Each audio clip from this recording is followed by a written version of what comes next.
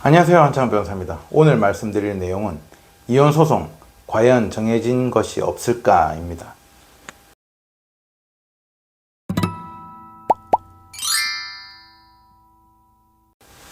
요즘에 이혼 소송 관련해 가지고 여기저기서 나오는 말들 중에 제가 들은 말이 재산 분할에는 기준이 없다, 이런 말도 하나 들었고요. 그 다음에 이혼 소송은 완전한 승리도 없고 완전한 패배도 없는 소송이다는 이야기도 들었어요. 근데 이런 이제 이야기가 도는 것이 어떤 영향으로 가냐면, 이혼 변호사가 하는 역할이 그냥 의뢰인의 힘든 이런 이혼 소송 절차에서 마음을 보듬어 주는 역할이 이혼 변호사의 역할이라는 취지로 읽혀서, 저는 너무 그건 잘못된 생각인 것 같다.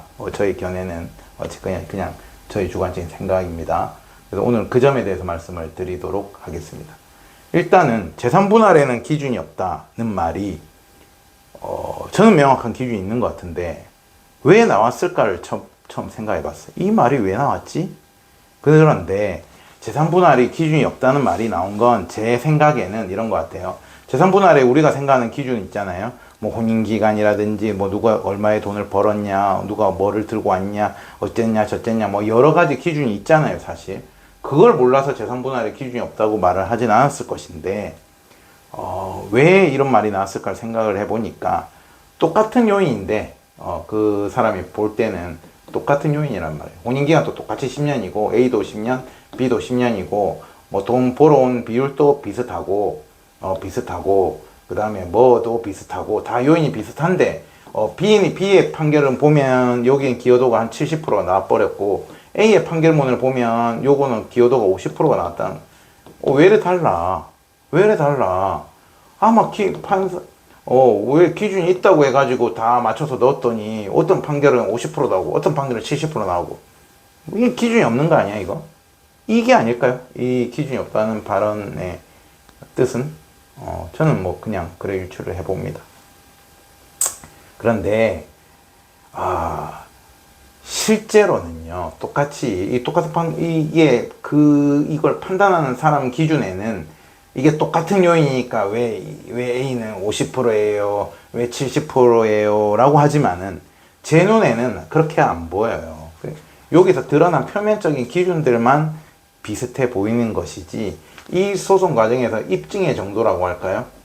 이혼 소송은 무지하게 입증을 얼마나 잘해냈느냐가, 입증을 했냐 못했냐도 중요하지만은 어느 정도까지 입증을 해냈느냐, 어느 정도까지 또 표현을 해서 판사님한테 이게 읽혔느냐의 정도, 입증의 정도, 변론의 정도, 내지는 이미지, 그죠? 똑같은 A와 B인데, 재산분할인데, 예를 들어서 제가 표현해 볼게요. B는 애 셋을 놔두고 집을 나가가지고, 바람이 나가가지고 집을 나가가지고 있어요. 그럼 이미지가 나락이죠. 그런데 재산분할 비율은 과연 똑같은 게 합당할까요? 아닙니다.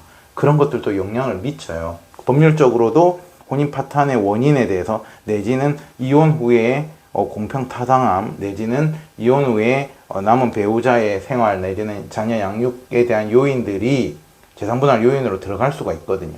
그렇기 때문에 이게 딱 뭐 재산분할 기준 하면 몇 가지가 있잖아요. 혼인기간 뭐 5가지, 여기에 따라서 이루어집니다. 이런 단순 구조가 아니기 때문에 재산분할의 기준이 없다는 발언이 저는 나온 거는 같아요.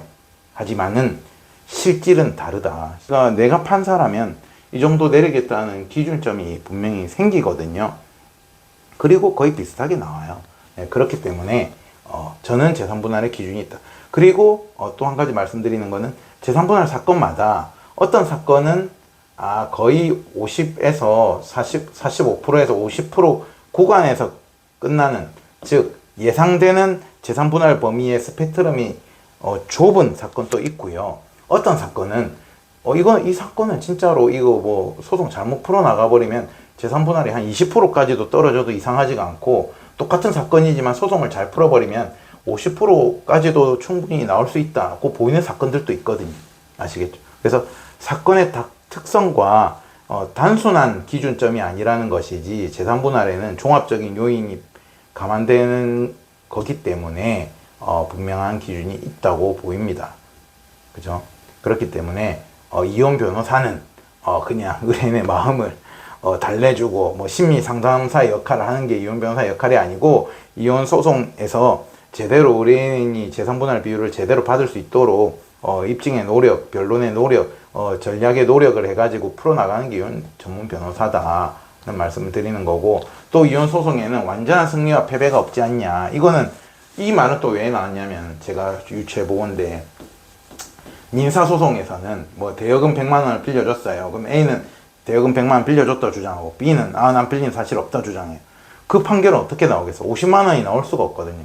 빌려준 게 인정이 되면은 뭐 100만 원 A 승소, 전부 승소 나오는 거고, A가 입증을 못했으면, 빌려준 사실을 입증을 못했으면 A 전부 패소가 되는 거지, 0이 되는 거지, 중간이 없다는 거예요. 그래서 모아이면 또 완전한 승리와 패배가 있는 것이 민사소송의 좀 특징이다 하는 거고, 그럼 이혼소송은 과연 완전한 승리와 패배가 없느냐? 저는 전혀 아닌 것 같은데, 이 완전한 승리와 패배가 이렇게 단순하게 판결에서 나오는 원고 전부 승, 원고 전부 패, 이건 아니지만 내가 어느 정도 수준이 있다면, 예를 들어서 우리가 재산분할을 내가 50%를 당연히 받아야지 하고 소송을 풀었는데 분할 비율이 20%가 나왔어요. 근데 이걸 두고 완전한 패배라고 아니라고 할 수가 있나요? 완전한 패배죠. 기준이 그냥 0이 안 났기 때문에 완전한 패배가 아닌 건가요? 아닙니다. 아시겠죠? 내가 어느 정도, 이게 일반적인 케이스 내가 소송을 잘했으면 어느 정도 범위에서 받을 수 있다는 분명한 기준이 있기 때문에, 그 기준에서 현저하게 미달되면은 완전한 패배로 볼 수가 있는 것이고, 그 기준보다도 현저하게 내가 오버되면은 완전한 또 승리가 될 수가 있는 거죠. 아시겠죠? 그래서 이혼 변호사가 자꾸 이제 이미지전으로 가면 저는 안 좋다고 보거든요.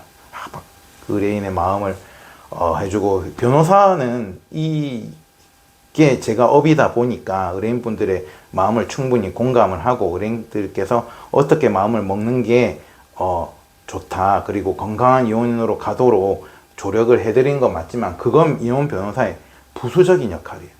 주된 역할은 분명한 법적인 쟁점들, 문제들을 해결을 해드려야 되는 거고, 아무리 마음을 보듬어 드리면 뭐 해요? 소송에서 패소해버리면 그 마음이 보듬어집니까? 정말로 억울해서 이 이혼 소송을 1년이고 이혼을 1년이고 2년이고 끌고 가겠죠. 항소한다고 뭐 한다고. 그러면 과연 내가 좋은 건가? 절대로 그렇게 보이지가 않죠. 그래서 오늘은 이혼 소송은 뭐 기준이 없다, 뭐 완전한 승리도 없고 패배도 없다, 그냥 우리 두리뭉술하다. 그래서 이혼 변호사는 막 의뢰인들 막 이렇게 말 들어주고 그냥 뭐 고민 토로해주고 뭐 이런 역할을 하는 거다는 거에 대해서 저는 전혀 의견을 달리한다는 말씀을 드립니다. 감사합니다.